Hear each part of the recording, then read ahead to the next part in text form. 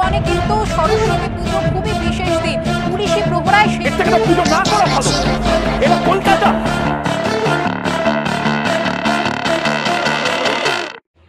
সবাইকে স্বাগতম আমার চ্যানেলে আরও একবার। তো রিসেন্ট সরস্বতী পুজো কেটে গিয়েছে, আর তার মাঝে অনেক রকমের নিউজ ভিডিও বলুন, ক্লিপ বলুন, সব কিছু আমার কাছে চলে এসছে অলরেডি। ফেসবুক স্ক্রল করতে করতে অনেক কিছু ধরা পড়লো, যেগুলো অ্যাকচুয়ালি তো এক্সপেক্ট করা যায় না পশ্চিমবঙ্গের মধ্যে, কিন্তু তবুও চোখ বন্ধ করে সেগুলোকে আমাদেরকে শুনতে হচ্ছে। কারণ কি দেখব, শুনতে হচ্ছে শুধু। কোনো কোনো কলেজে স্কুলে দেখা যাচ্ছে যে পুজো করতে দেওয়া যাচ্ছে না, পুজো বন্ধ রাখছে, ধর্ষণের হুমকি দিচ্ছে। কোনো জায়গায় তো এমনও দেখা যাচ্ছে যে সরস্বতী ঠাকুরের সব শাড়ি টাড়ি খুলে রীতিমতো ধর্ষণ করা হচ্ছে। মানে একটা মূর্তি পূজাকে, মূর্তি ঠাকুরকে, সেটাকে পর্যন্ত ধর্ষণ করা হচ্ছে। সেখানে একটা জল জ্যান্ত রক্তের মানুষ, মেয়ে মারা কিভাবে স্বাভাবিক থাকতে পারে? তো এরকমই কিছু ক্লিপস আমার কাছে আসছে, আপনারা বরঞ্চ ভিডিওটা দেখে আসুন, তাহলে বিশ্বাস। মাথাটা নিচু করে নিন কিছুক্ষণের জন্য।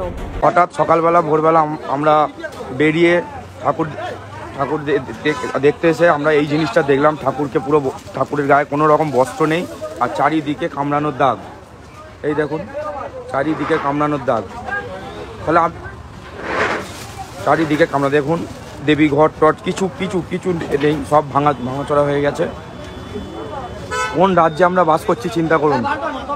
তাহলে কি এটা বাংলাদেশ পরিণত হয়ে গেল? এটা পুজো না করা ভালো। এটা কলকাতা, হরিণঘাটায়, নগরুখরায়। এই ভাষাতে একজন হেডমাস্টারকে বলছে আমি দেখে নেবো, এখানে পুজো করতে পারবে না, এটা মোদির জায়গা নয়। মোদির জায়গা নয় মানে ভারতের প্রধানমন্ত্রীর জায়গা তো সবটা, ভারত তো সবটা।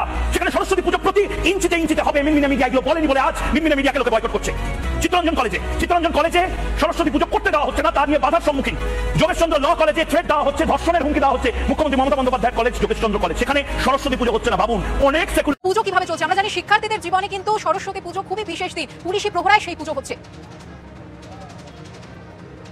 একদম তাই। দেখো, একদিকে বিনা হাতে হচ্ছেন মা সরস্বতী, তার আরাধনা চলছে, আর বাইরে যেটা অতনু দেখাচ্ছে প্রত্যেকের পুলিশের হাতে লাঠি, এবং যাতে বিনা দেবীর পুজোয় কোনো রকম সমস্যা না হয়, সরস্বতী পুজোয় কোনো জটিলতা না হয়, তার জন্য পুলিশ লাঠি নিয়ে একেবারে পাহাড়। দেখুন, প্রথম একটা কথা বলি, আমি একজন মুসলমান। আমার নাম আপনারা সবাই জানেন, শাহিদ আনোয়ার মণ্ডল।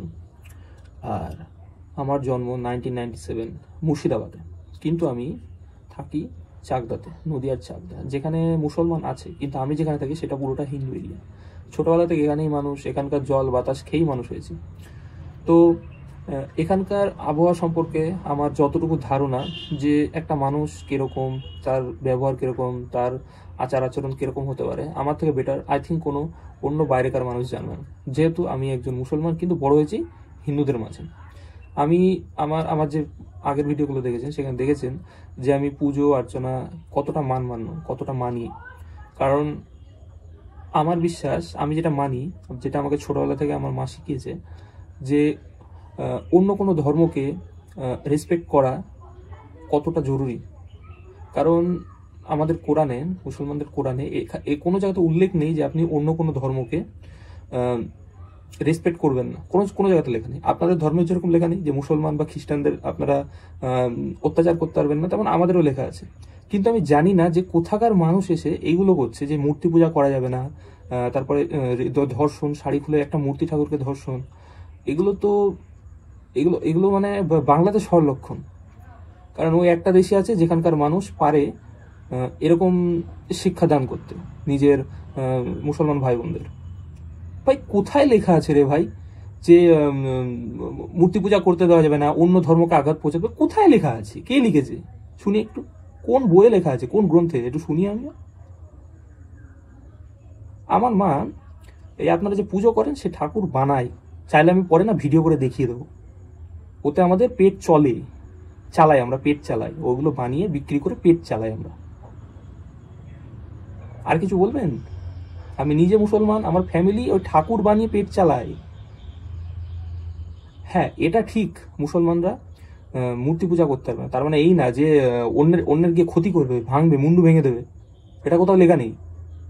আর যদি যদি লিখেও থাকে, আমি কথার কথা মেনে নিলাম, জান লিখেও আছে, লেখা আছে, আমি গ্রন্থ মানি না, আপনারা যা করতে পারেন, কোনো সমস্যা নেই। ভাই যে দেশে খাচ্ছি পড়ছি সে দেশেরই ক্ষতি করছি কেন রে ভাই?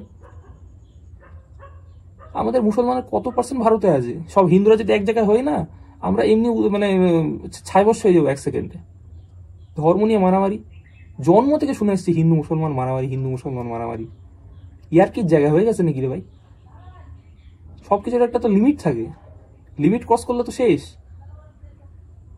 মানুষ বুঝতেই চায় না, এদেরকে মাথাতে ঢোকানোই যায় না। আমি একটা মানুষ জন্মেছি, আমি যদি এইখানে বেঁচে থাকতে কর্ম না করি, ওপরে গিয়ে থরি কি মানে আমাকে দুধ ভাত দেবে নাকি খেতে? আমি কিছু ভিডিও শেয়ার করলাম, ফানি ভিডিও শেয়ার করলাম, সরস্বতী পুজোয় ঘুরতে গিয়ে কত কাণ্ড হয়েছে সেসব আমি সবকিছু শেয়ার করলাম। সরস্বতী ঠাকুরের মাথা ভাঙা, তারপরে এরকম ধর্ষণের এই ছবিগুলো শেয়ার করেছি। কেউ দেখি রিয়াক্টই দেয় না, কেউ কোনো রিয়াক্টই নেই, কারোর কোনো রেসপন্স নেই, কোনো কমেন্ট নেই। কেন নেই? আপনারা কি চান না যে এর বিরুদ্ধে কোনো অ্যাকশন নেওয়া যায়? হরিণঘাটায় শুনলাম নিউজে পুলিশ দাঁড়িয়ে থেকে পুজো হচ্ছে। কেন হবে ভাই? কেন? এত বছর হয়নি, আজকে কেন হচ্ছে তাহলে? আমার সাপোর্ট আছে আপনাদের সাথে, আপনারা সাপোর্ট দেখান না কেন?